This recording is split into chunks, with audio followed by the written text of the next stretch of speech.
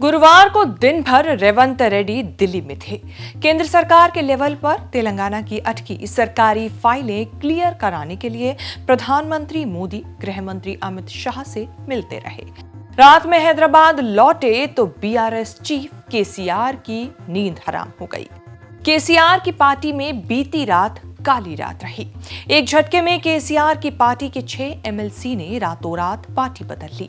रात 1 बजे जब सब सो रहे थे तब रेवंत रेड्डी और तेलंगाना कांग्रेस की प्रभारी महासचिव दीपा दास मुंशी कांग्रेस का पटका पहनाकर बीआरएस के 6 एमएलसी की ज्वाइनिंग करा रहे थे। तेलंगाना में बीआरएस का टूटना रोज की बात हो गई है। पिछले साल विधानसभा चुनाव में कांग्रेस की सरकार बनने के बाद रोज थोड़ा थोड़ा टूट रही है बीआरएस।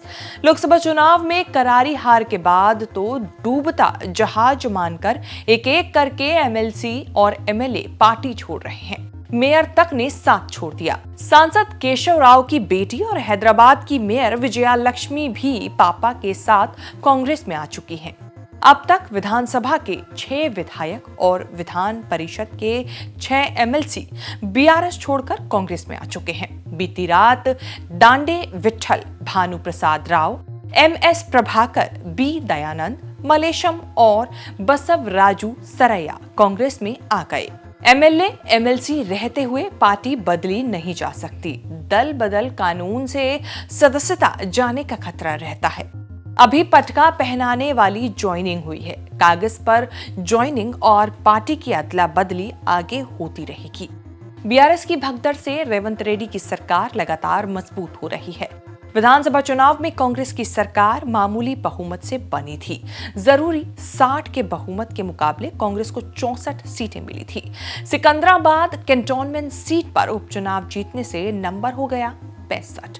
6 एमएलए के समर्थन से कांग्रेस का बहुमत अब 71 तक पहुंच चुका है।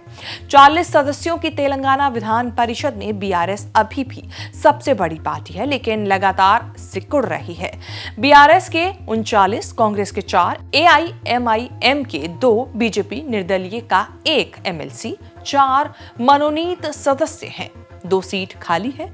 नई परिस्थिति में बीआरएस के एमएलसी रह गए हैं 19। कांग्रेस के 4 एमएलसी बढ़कर हो चुके हैं 10। हालांकि विधान परिषद में नंबर से सरकार की सेहत पर बहुत ज्यादा असर नहीं पड़ता। बस जितने नंबर बढ़ते हैं उसको खुशी होती है। जिसके हाथ से एमएलसी निकलता है उसका माहौल खराब होता है।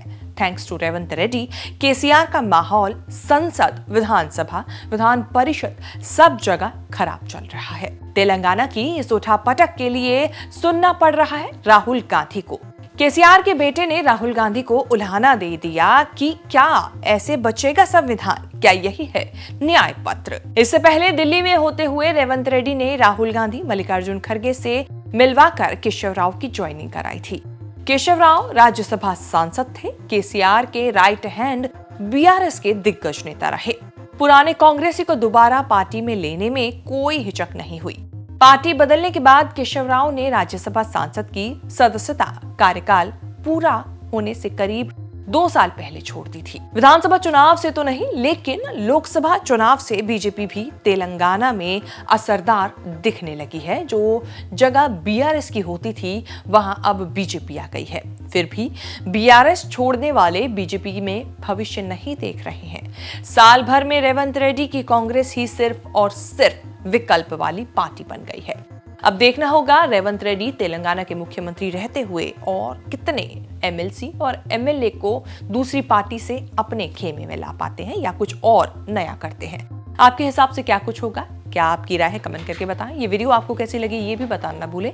इस तरह की खबरें आगे भी देखने के लिए आप बने रहें न्यूज़ तक के साथ।